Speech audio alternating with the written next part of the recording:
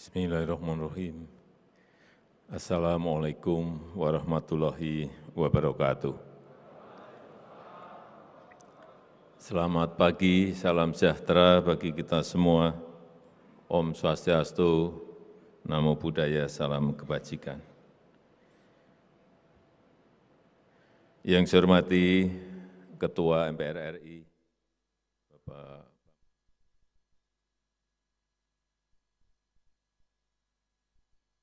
DPR RI, Ibu Puan Maharani.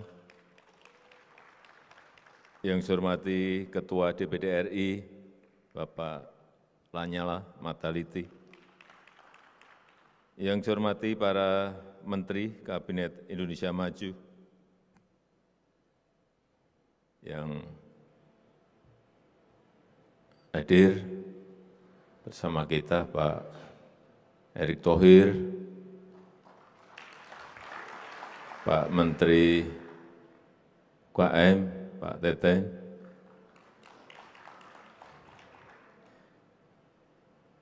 yang saya hormati Gubernur Provinsi Jawa Tengah dan Wali Kota Surakarta,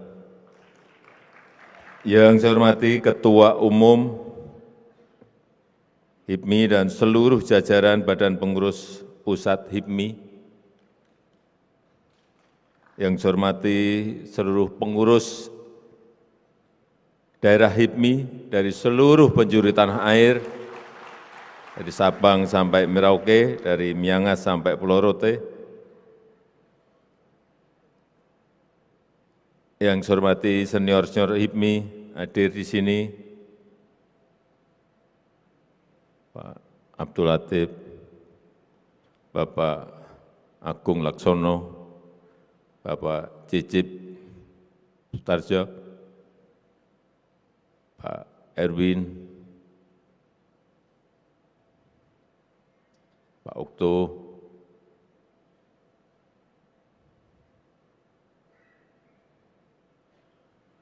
serta Bapak Ibu sekalian yang tidak bisa saya sebut satu persatu, hadirin dan undangan yang berbahagia.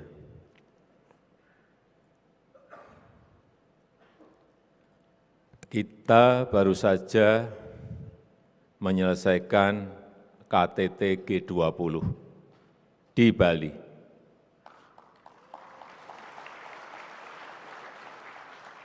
Ini adalah sebuah amanat dan kehormatan besar, dan betul-betul kita berada di puncak kepemimpinan global saat ini.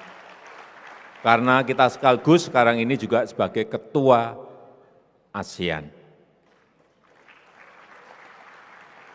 Apa yang ingin saya ingatkan, bahwa itu adalah sebuah kepercayaan yang tidak mudah kita peroleh. Kepercayaan. Kalau kita jadi pengusaha juga yang kita bangun adalah kepercayaan orang terhadap kita. Ini juga sebagai negara kita juga membangun kepercayaan internasional, kepercayaan global, kepercayaan negara-negara lain terhadap Indonesia. Ini yang tidak mudah. Ini yang tidak mudah. Kenapa negara lain, internasional, global percaya kepada kita? Karena memang kita bisa dipercaya. Dan konkret, real, menyajikan angka-angka. Ekonomi kita bagus, di antara negara-negara G20 kita termasuk yang terbaik. Ini membangun kepercayaan dari sana. Pas kita sebagai ketua G20, menyelenggarakan KTT G20 di Bali, pas ekonomi kita di kuartal ketiga berada di angka 5,72%. Coba dibandingkan dengan negara-negara G20 lainnya.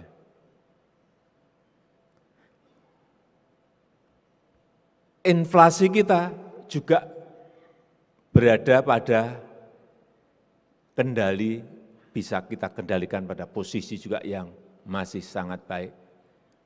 yaitu di angka 5,7%. Hal seperti ini yang menumbuhkan kepercayaan, trust global terhadap kita. Kalau sudah muncul trust, muncul kepercayaan, apa yang akan terjadi? Sama seperti kalau kita pengusaha, punya perusahaan, punya produk, kalau dipercaya, jual barangnya itu mudah. Kalau orang sudah trust, percaya, brand kita baik, menjual produk-produk kita itu juga mudah. Ini sama dengan dalam skop besar sebuah negara juga sama seperti itu. Inilah posisi kita sekarang ini. Jadi kita harus meningkatkan, mempertahankan hal-hal angka-angka yang baik seperti yang tadi saya sampaikan, inflasi maupun growth, pertumbuhan ekonomi kita harus kita jaga dan terus kita tingkatkan. Dan itu hasil kerja keras dari para pengusaha Bapak Ibu sekalian yang berada di hadapan saya. Coba kalau kita lihat angka-angka, inflasi 5,7, pertumbuhan ekonomi 5,72, konsumsi rumah tangga, saya juga kaget di kuartal ketiga itu di 5,4%. Ekspor kita, yang lain-lain yang namanya ekspor itu sangat kesulitan, kita masih berada di angka di triwulan ketiga, ekspor kita masih tumbuh 21%, 21,6%. Landscape seperti ini harus kita tahu. Kalau ekonomi dunia gonjang-ganjing, hati-hati. Landscape ekonomi global nanti juga akan bisa berimbas ke kita. Oleh sebab itu, strateginya harus benar. Ini betul-betul harus hati-hati mengelola dalam posisi dunia global yang sulit diprediksi, sulit dihitung, sulit dikalkulasi. Hati-hati membuat kebijakan. Begitu salah sedikit, bisa berdarah-darah dan itu sudah ada contohnya. Saya kira saudara sudah tahu. Di Inggris, karena salah sedikit kebijakan, salah membuat policy, hasilnya bisa kemana-mana. Inilah yang kita tidak mau. Jadi saya selalu berpesan kepada seluruh menteri, hati-hati membuat kebijakan dalam posisi yang sangat rentan seperti ini. Jangan keliru, jangan salah. Utamanya yang berkaitan dengan hajat hidup orang banyak. Kenapa tiap hari, hampir setiap minggu saya masuk ke pasar-pasar. Baru saja tadi pagi saya juga masuk ke pasar di Boyolali. Saya cek harga-harga yang naik apa, harga yang stabil apa, supaya kita dapat feeling-nya. Jangan keliru kita membuat kebijakan.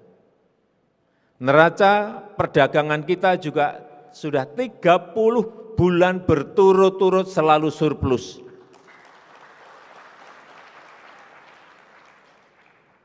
Artinya yang berproduksi di dalam negeri itu buang barangnya masih banyak yang menerima. Ingat, negara lain tidak seperti ini. Sekarang ini, urusan yang namanya BBM saja, pusing semuanya. Urusan yang namanya pangan, kekurangan semuanya, ini semua negara. Kenaikan bisa 30%, bisa 40%, bisa 50%. Ini kita, stabilitas harga kita masih kita bisa pertahankan. Inilah yang harus kita sampaikan agar kita optimis, tetapi tetap harus hati-hati dan harus tetap waspada. Kemudian yang kedua yang berkaitan dengan politik. Yang berkaitan dengan politik. Saya hanya titip kepada calon-calon presiden, calon-calon wakil presiden yang juga hadir di sini.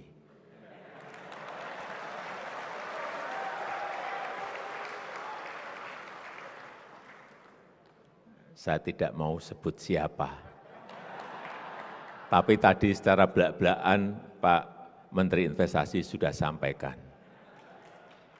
Jadi saya enggak usah mengulang. Saya titip, dalam kondisi dunia yang sangat rentan seperti ini, kita harus semua menjaga agar kondusivitas situasi politik itu tetap adem kalau bisa, kalau enggak bisa paling banter ya anget, tapi jangan panas. Karena situasinya tidak normal, hati-hati situasi dunia sedang tidak normal. Saya sudah menyampaikan berkali-kali, 14 negara sudah masuk dalam posisi menjadi pasiennya IMF. 14 negara. Tahun 9798 itu hanya 5 negara aja sudah geger. Ini sudah 14 negara masuk menjadi pasiennya IMF. Dan 28 negara ngantri di depan pintunya IMF lagi. Diperkirakan sampai angka 66. Dan itu enggak mungkin bisa mendapatkan bantuan semuanya. Enggak mungkin. Karena juga keterbatasan dari IMF, dari Bank Dunia, punya keterbatasan itu. Inilah yang sekali lagi saya ingatkan kepada para capres dan cawapres untuk membawa suasana politik kita menuju 2024 itu betul-betul paling banter anget dikit. Syukur bisa adem. Debat silahkan, debat gagasan, debat ide membawa negara ini lebih baik, silahkan. Tapi jangan sampai panas.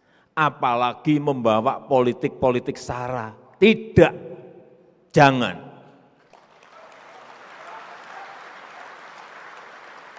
Politisasi agama, tidak, jangan. Setuju? Politisasi agama, jangan. Jangan. Kita sudah merasakan, dan itu terbawa lama. Hindari ini. Lakukan politik-politik gagasan, politik-politik ide. Tapi jangan masuk ke politik sara, politisasi agama, politik identitas, jangan. Sangat berbahaya bagi negara sebesar kita Indonesia yang sangat beragam. Saya rasa itu yang ingin saya sampaikan pada kesempatan yang baik ini, dan dengan mengucap Bismillahirrahmanirrahim, pada pagi hari ini secara resmi saya buka Musyawarah Nasional Himpunan Pengusaha Muda Indonesia HIPMI ke-17 tahun 2022. Terima kasih. Wassalamualaikum warahmatullahi wabarakatuh. Dimohon mendampingi Ketua MPR RI, Ketua DPR RI, Ketua DPD